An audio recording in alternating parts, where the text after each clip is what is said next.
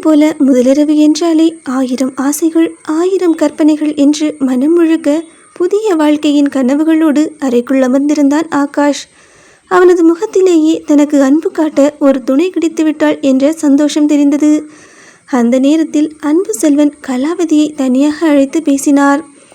இங்க பாருமா, மறுபடியும் சொல்கிறேன்னு தப்பாக நினைக்காத. அவனுக்கு அதிகமான உணர்ச்சி வந்தால் அவனால் தாங்க முடியாது. டென்ஷன், அதிர்ச்சி, உணர்ச்சி எதுவாக இருந்தாலும் அவனுக்கு உடம்பு ஒத்துக்காது. அதனால் நீ தான் கொஞ்சம் பார்த்து பக்குவமாக நடந்துக்கணும் என்று சொல்ல அதுவரை அமைதியாக நின்றிருந்த கலாவதியின் முகம் மாறியது. என்ன மாமா இப்படி பேசுகிறீங்க? அசிங்கமா இல்லையா? ஒரு மகனோட பொண்டாட்டிக்கிட்ட இப்படி தான் வந்து பேசுவீங்களா? இதெல்லாம் நீங்கள் பேசக்கூடிய வார்த்தையா என்று கேட்க அன்பு செல்வனின் கண்களில் கண்ணீர் திரண்டது. இல்லைம்மா, நான் அப்படி எந்த அர்த்தத்திலையும் சொல்லலை. அவனுக்கு உடம்பு என்று அவர் சொல்ல வர உடனே கலாவதி இடைமறித்தாள். இங்கே பாருங்க, நீங்கள் சொல்கிறதுனால நானும் சொல்கிறேன். பார்த்து பக்குவமாக நடந்துக்கோன்னு சொல்கிறீங்க. அவன் என்ன குழந்தையா? எனக்குன்னு சொல்லப்பட்ட தனிப்பட்ட ஆசைகள் இருக்கும். அதுக்காக அவனுக்காக விட்டு கொடுத்து எல்லாத்தையும் தியாகம் பண்ணிக்கிட்டு அன்பின் உருவமாக அமைதியின் வடிவமாக நான் வாழணும்னு எதிர்பார்க்காதுங்க. அதுவும் இல்லாமல் இது புருஷன் பொண்டாட்டி விஷயம், நாங்கள் பார்த்துக்கலாம் என்று சொல்லிவிட்டு வேகமாக பால் சொம்பை எடுத்துக்கொண்டு அறைக்குள் நுழைந்தாள். அவள் போன திசையே பார்த்தபடி நின்ற அன்பு செல்வனின் மனது மட்டும் நிம்மதி இல்லாமல் தவித்தது. ஏதோ விபரீதம் நடக்கப் போகிறது என்று உள்ளுக்குள் பதறினார். அறைக்குள் ஆகாஷோ அவளை பார்த்து கொண்டு அமர்ந்திருந்தான். அவனது உலகத்தில் அவனது எதிர்பார்ப்புகள் மிக பெரியது. மனைவியின் அருகிலிருந்து அவள் கண்களை பார்த்து பேசுவது, கைகளை பிடித்து பேசுவது, சின்ன சின்ன தீண்டல்கள், முத்தங்கள் அவர்கள் இருவருக்குமான ஒரு தனி உலகம். ஆகாஷ் கனவுகளில் மிதந்து கொண்டிருக்க அங்கே கலாவதி எந்த தயக்கமும் இல்லாமல் வேகமாக தனது ஆடைகளை களைந்து அவனிடம் அத்துமீற ஆரம்பித்தாள். அந்த திடீர் நெருக்கத்தில் ஆகாஷின் கை கால்கள் நடுங்க ஆரம்பித்தது. மூச்சு விடவே சிரமப்பட்டான். இதயம் வேகமாக துடித்தது. கலா, என்ன பண்ணுற நீ? கொஞ்ச நேரம் பேசலாமே. இப்படி நீ திடீர்னு நடந்துக்கிட்டா எனக்கு ஒரு மாதிரி ஆகுது. கொஞ்சம் ரிலாக்ஸ் பண்ண விடு ப்ளீஸ் என்று அவன் கேட்டுக்கொண்டிருக்க, ஆனால் அவளோ அதை பற்றி துளி கூட கவலைப்படாமல் தனது தேவையை மட்டுமே நினைத்து நடந்து கொண்டாள். சிறிது நேரத்திலேயே அறைக்குள் இருந்து ஆகாஷின் சத்தம் கேட்க பதறிப்போன உறவினர்கள் அறையை நோக்கி ஓடினார்கள். அங்கே ஆகாஷ் மூக்கிலிருந்து இரத்தம் வடிந்த நிலையில் மயக்கமாக கிடந்தான். அதை பார்த்த அனைவரும் அதிர்ந்து போனார்கள். உடனடியாக அவனை மருத்துவமனைக்கு கொண்டு சென்றார்கள். ஆனால் அங்கு வந்த கலாவதியோ, உங்கள் பையனுக்கு டென்ஷன் ஆனால் மயக்கம் வரும்னு சொன்னீங்க. நான் அவன் டென்ஷன் ஆகிற அளவுக்கு எதுவுமே சொல்லலையே. அவனுக்கு கல்யாண வாழ்க்கைக்கு தகுதியே இல்லை. இப்படிப்பட்டவனை ஏன் தலையில் கட்டி வச்சு என்னோட வாழ்க்கையை அழைச்சிட்டிங்கல்ல என்று கத்த ஆரம்பித்தாள். அந்த நேரத்தில் அன்பு செல்வனுக்கு முக்கியமாக தெரிந்தது ஆகாஷின் உயிர் மட்டும்தான். திருமணமான முதல் நாள், புது சூழ்நிலை, போக போக எல்லாம் சரியாகும் என்று தான் நினைத்தார். ஆனால் அவர் அப்படி நினைத்தது ஆகாஷின் வாழ்க்கையை எந்த அளவுக்கு சிதைக்கப் போகும் என்று அவர் அப்போது தெரிந்திருக்கவில்லை. அதன் பிறகு வந்த ஒவ்வொரு நாளிலும் கலாவதி அவனை அவமானப்படுத்துவது அதிகமாகிக் கொண்டே போனது. ஆனால் ஆகாஷோ தனது அப்பா கஷ்டப்படுவார் என்று நினைத்து அனைத்து வேதனையையும் மனதுக்குள்ளேயே பூட்டி வைத்து கொண்டான். இதை தாங்க முடியாமல் ஒரு நாள் அன்பு செல்வன் கலாவதியின் அம்மா அப்பாவிடம் பேச சென்றார்.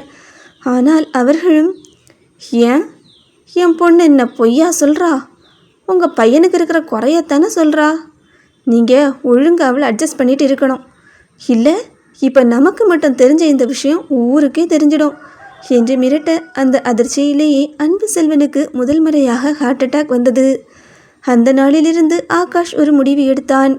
என்ன நடந்தாலும் அப்பாவுக்காக எல்லாத்தையும் பொறுத்துக்கணும் என்று. ஆனால் அதன் பிறகு நடந்ததுதான் அவனது மனதை முழுவதுமாக உடைத்துவிட்டது. ஒரு நாள் இரவு கலாவதி அவன் முன் வந்து நின்று, ஆகாஷ், இன்னைக்கு நான் பாபு கூட ஸ்டே பண்ணலாம்னு இருக்கேன். பணம் வேணும், பணம் கொடு என்று சாதாரணமாக கேட்டாள். ஆகாஷோ அதிர்ச்சியோடு, பாபுவா, அது யாரு என்று கேட்க உடனே அவள் சிரித்தபடி, என்ன கேள்வி கேட்கக்கூடிய அளவுக்கு உனக்கு அவ்வளவு திமிரா?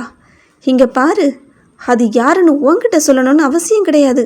இருந்தாலும் சொல்கிறேன் கேட்டுக்கோ.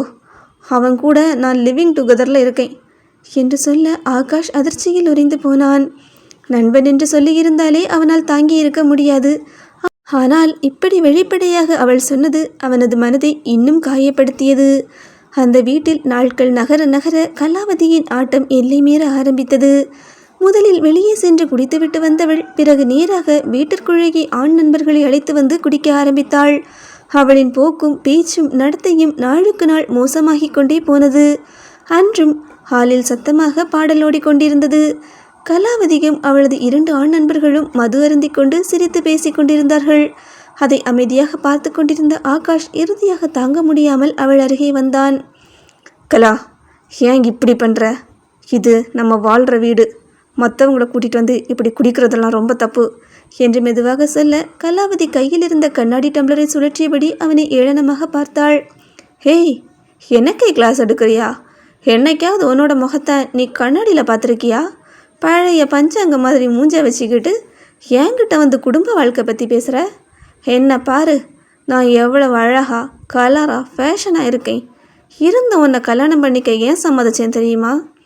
ஆகாஷ் வலியோடு அவளை பார்த்தான். அவளோ சிரித்தபடி தொடர்ந்தாள்.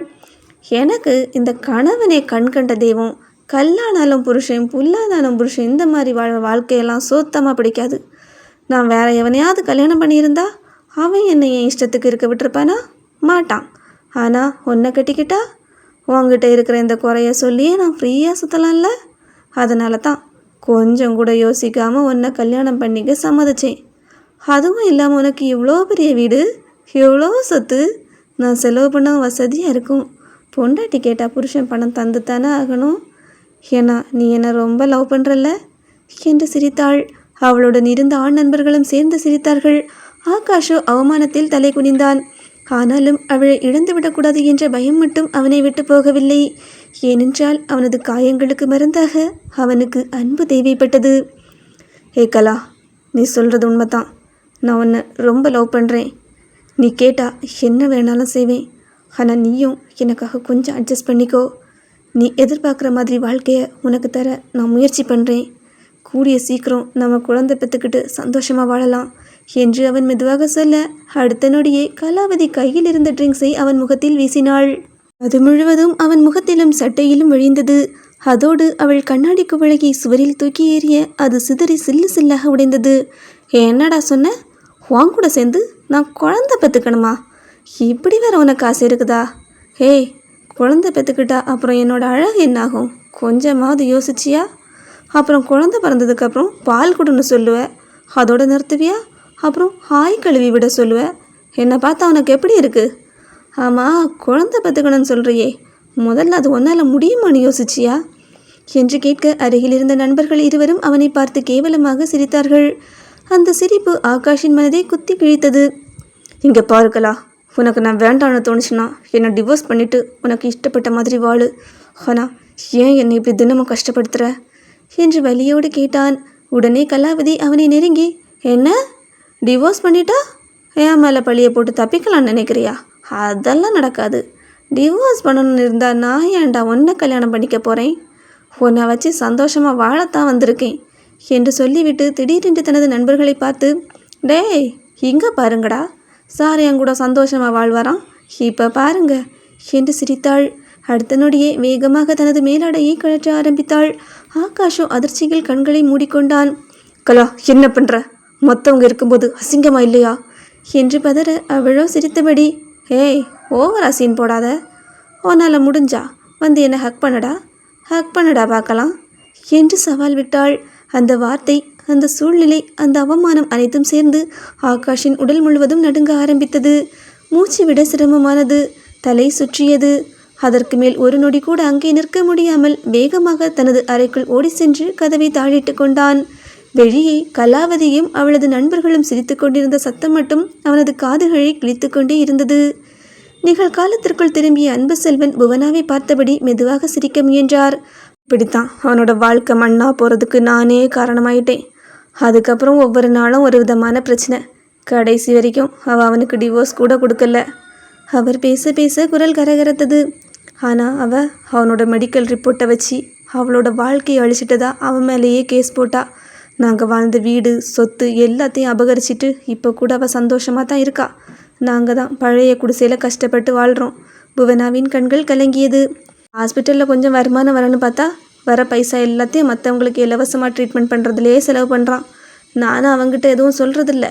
ஏன்னா இதில் தான் அவனுக்கு கொஞ்சம் நிம்மதி கிடைக்கிது. அந்த நிம்மதியையும் நான் கெடுக்க விரும்பலம்மா என்று சொல்லியவரின் கண்கள் கலங்கியது. அதை பார்த்த புவனாவோ மெதுவாக அவரது கைகளை பிடித்து கொண்டாள். அதுக்கப்புறம் அழகான பொண்ணுங்களை பார்த்தாலே அவனுக்கு கோபம் வர ஆரம்பிச்சது. அவன் தப்பான எந்த முடிவும் எடுத்துடக்கூடாதுன்னு, பாதிப்பு அதிகமானா அவரோட உயிருக்கு ஆபத்தாகிடக்கூடாதுன்னு நான் தான் அவங்ககிட்ட சொன்னேன். இந்த மாதிரி தப்பு பண்ணுற பொண்ணுங்களை தேடி கண்டுபிடிச்சி அவங்களுக்கு தண்டனை கொடுத்து திருத்துன்னு சொன்னேன். ஆனால் அதையே மனசில் வச்சுக்கிட்டு அழகான பொண்ணுங்களை கடத்த ஆரம்பிச்சிட்டான்.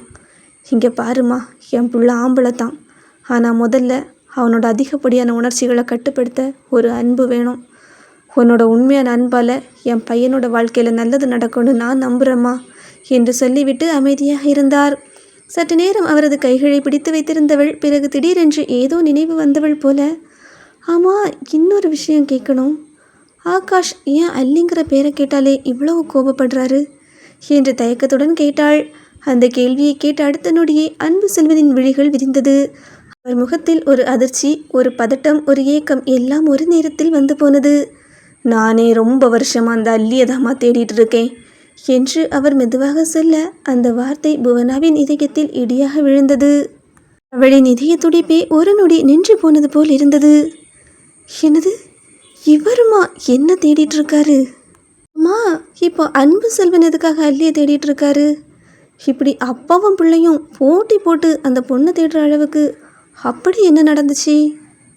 இவங்க 2 பேரும் இப்படி அல்லியை தேடிட்டு இருக்கிறதுக்கு என்ன காரணம்னு உங்களால் கெஸ் பண்ண முடிஞ்சா கமெண்டில் என் கூட ஷேர் பண்ணிக்கோங்க. இந்த கதை உங்களுக்கு பிடிச்சிருந்துன்னா லைக் பண்ணுங்கள். கதையோட அடுத்த பாகத்துக்கு மறக்காமல் நம்ம சேனலை சப்ஸ்கிரைப் பண்ணிக்கோங்க.